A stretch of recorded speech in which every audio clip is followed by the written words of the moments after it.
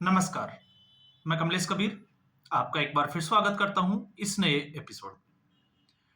आज के इस एपिसोड में हम बात करेंगे मशहूर लेखक और गायक जावेद अख्तर की। जावेद अख्तर वैसे तो अपने विवादित बयानों से सुर्खियों में तो रहते ही हैं, लेकिन इस बार उन्होंने जिस तरीके का बयान दिया वो एक प्रकार से जावेद अख्तर का फ्रस्ट्रेशन या हम कहें कि खींच को दिखाता है। और जैसे ही ये बयान दिया गया, इसके बाद से जिनको हम दरबारी पत्रकार कहते हैं, उनको एक बार फिर मौका मिल गया, क्योंकि वो लगातार जो है वो आपने देखा होगा महाकुंभ के ऊपर गिद्ध की तरह नजर लगाए हुए थे कि कब गड़बड़ होगी और कब हमें मसाला मिल जाएगा कि हम हिंदू धर्म को, सनातन धर्म को, या हम कहें कि इसके ऊपर जो है वो हम अंगुली उठा सके, कटघरे में खड़ा कर सके, या फिर हम इसको नीचा दिखा सके। तो ये ठीक उसी प्रकार की एक वानगी लगी।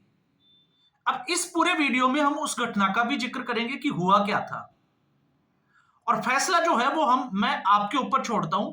आप खुद डिसीजन लें कि क्या जावेद अख्तर ने जो किया वो सही था या फिर मीडिया जो दिखा रहा है वो सही है। अब जब मैं ये कह रहा हूं तो हुआ क्या था, पहले मैं उसको थोड़ा सा समझा देता हूं आपको।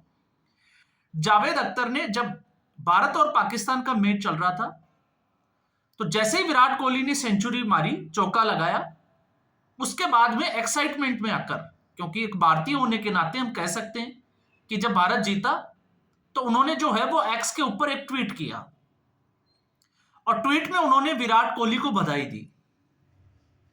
और जैसे ही उन्होंने विराट कोहली को बधाई दी, तो उसके बाद में आपने देखा होगा कि भारत और पाकिस्तान के मैच के ऊपर बहुत सारे मीम्स बनते हैं। तो ऐसी सिचुएशन में जावेद अख्तर का जो ट्वीट था उसके ऊपर कुछ यूजर्स ने ट्रोल करना शुरू कर दिया, और जो ट्रोल किया उसमें मैं यूजर का नाम नहीं लेने वाला, लेकिन फिर भी मैं बता देता हूं। यहां पर जो है वो एक यूजर ने, जब विराट कोहली जिंदाबाद का इन्होंने ट्वीट किया, तो उसके बाद में लिखा कि बाबर का बाप है कोहली, बोलो जय श्री राम, इस तरीके का रिट्वीट, इनके जो ट्वीट है उसका रिप्लाई कर दिया। अब आपने देखा होगा कि जब भी भारत पाकिस्तान का मैच होता है तो पाकिस्तान वाले भी ट्रोल करते हैं जब इंडिया हार जाता है, और इंडिया वाले जब पाकिस्तान हार जाता है, तो ये चलता रहता है। लेकिन जावेद अख्तर के इस ट्वीट के ऊपर इसका जवाब क्यों दिया गया, मैं उस पे आऊं उससे पहले मैं आपको बता देता हूं। आपने देखा होगा, जैसे कई बार जो है वो ये कहते हुए भी सुना होगा, और आपने मीम्स भी देखा होगा कि तेल लगाओ डाबर का, नाम मिटा दो बाबर का। तो ये इस तरीके के जो है वो लगातार जो है वो दोनों तरफ से चलते हैं। और आजकल तो क्रिएटिविटी इतनी है कि बहुत सारे आपने देखा होगा अलग अलग तरीके से मीम्स चलते हैं। और जैसे ही वो भारत पाकिस्तान का मैच हुआ, उसके बाद में तो इस तरीके के जो है वो बहुत सारे चलते हैं, जिसमें पाकिस्तान की टीम जो है वो आटा चावल लेके जाते हुए दिखाया जाता है, टमाटरों की बात चल रही है, तो तमाम तरह की जो है वो घटनाएं चलती है। तो इससे जावेद अख्तर भड़क गए। अब वैसे इसमें जो है वो आपने देखा होगा, जब हम भी वीडियो बनाते हैं तो कई बार जो है वो बात हम सही करते हैं, फैक्ट्स के साथ करते हैं, लेकिन फिर भी एक तरफा होने के आरोप लग जाते हैं कि आप जो है वो मोदी भक्त हो। और अगर हम बीजेपी के खिलाफ कोई फैक्ट्स के साथ कोई खबर देते हैं या उसका विश्लेषण करते हैं, तो फिर जो है वो कोई दूसरा जो है वो उसके ऊपर आरोप चिपका देता है। तो ये चलता रहता है। लेकिन जावेद अख्तर जो कि एक गीतकार है, उनको मुझे लगता है कि थोड़ा संयम बरतना चाहिए। अब मैं क्यों कह रहा हूं उसके ऊपर मैं आगे आऊंगा। तो जावेद अख्तर ने उस यूजर पे अपनी भड़ास निकाली, और यूजर पे भड़ास क्या निकाली कि तुम लोग जो है वो जिस मानसिकता से आते हो, तुम लोग नीच हो और नीच ही मरोगे। अब इससे जो है वो वामपंथी दरबारी मीडिया को जो है वो एक मसाला मिल गया जावेद अख्तर के नाम से। और उन्होंने जो है वो जिस तरीके से, क्योंकि ये इस्लामोफोबिया की बात यहां पे जो है वो शुरू हो गई कि कुछ लोग जो है वो इस्लामोफोबिया से ग्रसित है कि उनको कोई भी मुस्लिम अगर समुदाय का लोग दिखता है तो वो उसको ट्रोल करना शुरू कर देते हैं। तो ऐसा है नहीं। क्यों नहीं है, मैं उस पर आऊंगा। दूसरा, उन्होंने कोई दूसरा यूजर था, उन्होंने लिखा कि जावेद अख्तर के लिए कि साहब आज सूरज जो है वो कहां से निकला है, अंदर से तो बहुत दुख हुआ होगा। अब ये क्यों कहा गया? ये इसलिए कहा गया क्योंकि पाकिस्तान मैच हार गया, तो यूजर ने इसलिए लिखा भाई आपको अंदर से तो दुख हुआ होगा, लेकिन आज सूरज कहां से निकला कि आपने जो है वो विराट कोहली की सराहना कर दी और जीत की बधाई दे दी। अब इसके ऊपर भी जो है वो जावेद अख्तर साहब के बोल जो है वो बिगड़ जाते हैं और वो सीधे तौर से जो है वो देश प्रेम का पाठ पढ़ाते हुए इस यूजर को अंग्रेजों की जो है वो तलवे चाटने वाले, या जिसको हम कहें कि पैदाइश की भी बात हम कर ले, और खुद को अपने आप को जो है वो स्वतंत्रता संग्राम में या जिसको कहें कि राष्ट्रभक्त के रूप में प्रोजेक्ट करने लग जाते हैं। तो यूजर्स तो बहुत सारे होते हैं, इतने बड़े व्यक्ति को इस तरीके की टिप्पणी जो है वो करनी चाहिए या नहीं करनी चाहिए। अब यहां पर जो है वो सवाल खड़े कर रहा है क्योंकि इतना ही उठाया है दरबारी मीडिया ने, लेकिन आपने देखा होगा आपके पुराने ट्वीट जो है वो भी आपको आके दोबारा से पकड़ने लग जाते हैं। अब मैं जब ये कहता हूं तो मैं एक छोटी सी स्टोरी थोड़ी सी आउट ऑफ ट्रैक आपको बताता हूं। आशुतोष ने जब आम आदमी पार्टी का एक मंत्री, महिला एवं बाल कल्याण विकास मंत्री संदीप कुमार की एक सेक्स सीडी जो है वो वायरल हो गई थी, और उस वक्त वो मंत्री थे और राशन कार्ड के बदले जो है वो महिला का शोषण, इस तरीके का उनके ऊपर आरोप लगा था। उस वक्त आशुतोष जो पत्रकार आजकल जो टीवी डिबेट में आता है वो बैठता था, और उसने क्या किया, संदीप कुमार को डिफेंड करने की कोशिश की, तो एक ब्लॉग डाल दिया, और ब्लॉग में उन्होंने सीधे तौर से महात्मा गांधी को सरला चौधरी के साथ में जो है उनका पूरा, आप देखोगे ब्लॉग वो अभी भी पड़ा है कि महात्मा गांधी के जिस तरीके से सरला चौधरी के साथ संबंध थे। सरला चौधरी जो पश्चिमी बंगाल से आती थी, रविंद्रनाथ टैगोर के आश्रम से, और फिर उन्होंने आगे जो है वो जवाहरलाल नेहरू को भी लपेटे में ले लिया कि जिस तरीके से जवाहरलाल नेहरू के संबंध जो है वो बहुत सारी औरतों के साथ बताए जाते हैं। तो अगर वो औरत अपनी दोनों जो है वो उस सीडी में जो जिस तरीके से वो जिस अवस्था में है, तो लगता है कि वो दोनों अपनी मर्जी से कर रहे हैं, तो इसमें जो है वो बुराई क्या है। तो महात्मा गांधी को भी लपेटा, जवाहरलाल नेहरू का भी नाम लिया, और उसके बाद में आपको पता होगा प्रिंस कौर को, जिसको अटल बिहारी के साथ में जोड़कर उन्होंने वो ब्लॉग लिख दिया। अब आम आदमी पार्टी की तरफ से जो है वो आशुतोष को किकआउट कर दिया गया।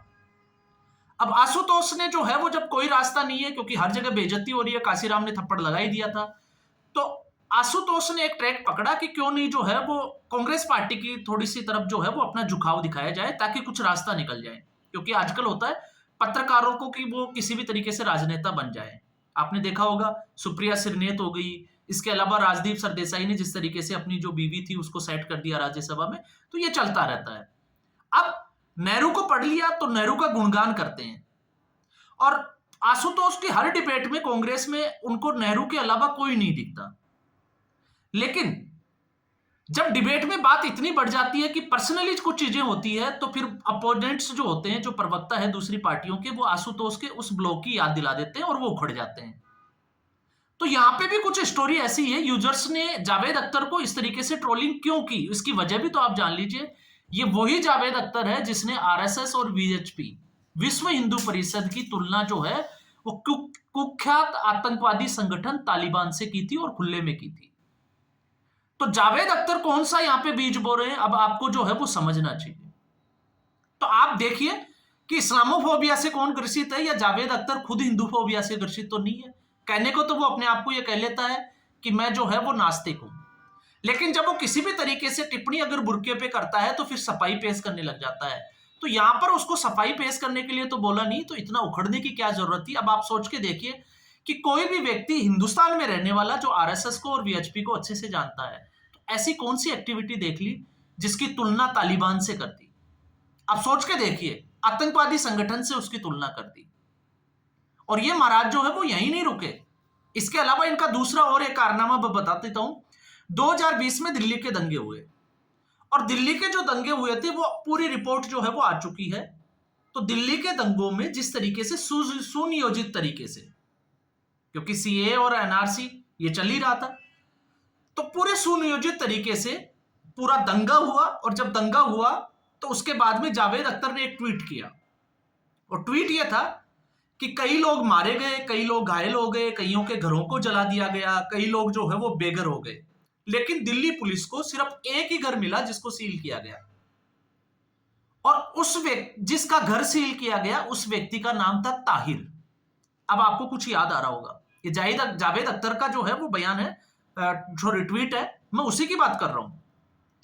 तो ताहिर हुसैन ताहिर हुसैन आम आदमी पार्टी का उस वक्त पार्षद था, जिसके घर के ऊपर से पत्थर और दूसरा पेट्रोल बम फेंकने के लिए जो मशीनें जो तैयार की गई थी, तो आप अंदाजा लगा सकते हैं कि उसके घर से किस तरीके से जो है वो पूरा एक सुनियोजित दंगे का प्लान किया गया था।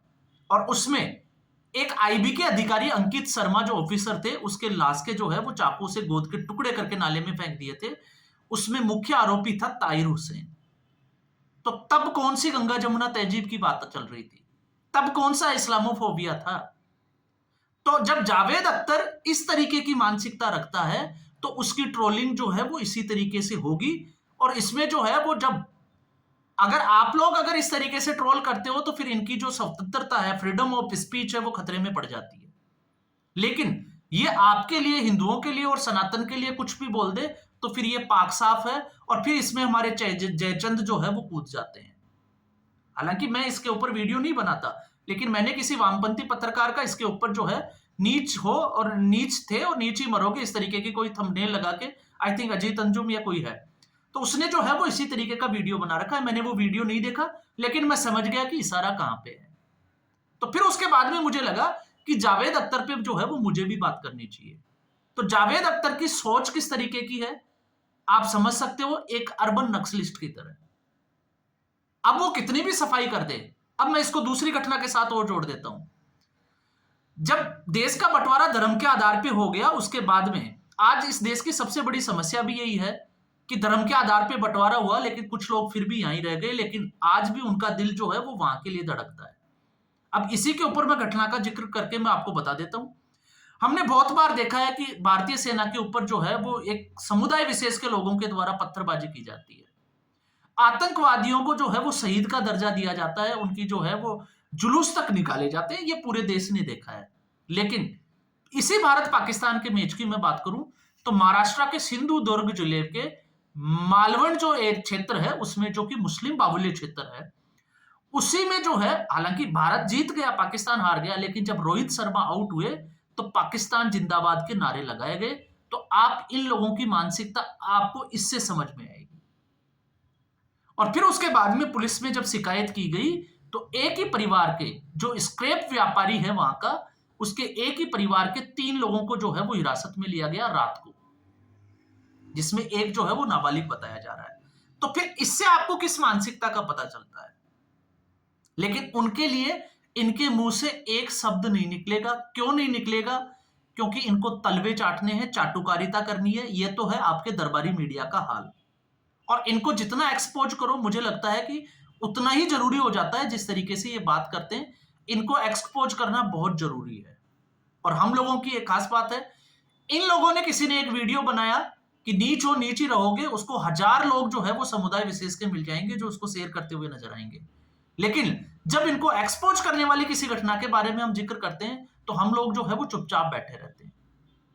तो आप कंपेयर करके देखिए, जब हम जागृति की बात करते हैं तो हम इन घटनाओं को लेकर कितना जागरूक है। तो इससे आपको डिसाइड करना है। मुझे पता है जावेद अख्तर ने क्या किया, क्योंकि मैंने उसका जो है वो पहले से सुना हुआ है, मैंने पूरा जो है वो फैक्ट्स निकाले, फिर मैं आपको बता रहा हूं। अब आप डिसाइड करें कि जावेद अख्तर जो है वो क्या इसी लायक था जिस तरीके से उनको ट्रोल किया गया, या फिर जावेद अख्तर को इस बात से गुस्सा क्यों आया। इसका मतलब ये उनकी मानसिकता को दर्शाता है। तो गुस्सा किससे है? ये गुस्सा जय श्री राम से है। इसको आप लोगों को समझना पड़ेगा, तब आपको ये समझ में आएगी कि कहानी जो है वो कहां जाकर रुक जाती है। इसके अलावा मैं और भी बहुत सारे विवाद है जावेद अख्तर के, जो मैं आपको बता सकता हूं, चाहे वो कंगना रनौत को लेके हो, और जिस तरीके से बुर्के की घटना जब चली थी, आपको पता होगा उस वक्त जो है वो घूंघट का नाम लेकर इसने क्या बयान दिया था।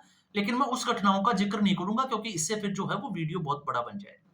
तो आज के इस वीडियो में इतना ही। उम्मीद करूंगा ये वीडियो एपिसोड आपको पसंद आया होगा। वीडियो को लाइक करें, शेयर करें, चैनल जरूर सब्सक्राइब करें। धन्यवाद।